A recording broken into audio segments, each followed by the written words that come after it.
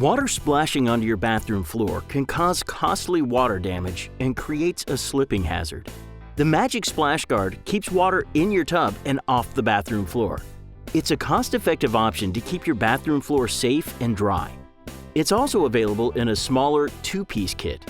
Here's how to install it. Step 1. Clean the area where you intend to install the splash guard to remove all soap film and residue. Wipe the area dry. Then, clean the surface with rubbing alcohol to remove any remaining residue.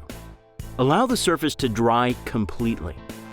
Next, position the splash guard so it can sit flush against the wall. Make sure it won't run along any grout lines or seams. Separate the base and remove the backing paper. In the place you selected on the tub, install the base. Then, remove the backing paper from the splash guard and slide onto the base. Ensure the splash guard is flush along the wall and apply pressure to the vertical section. That's it. Now your bathroom floor will stay safe and dry.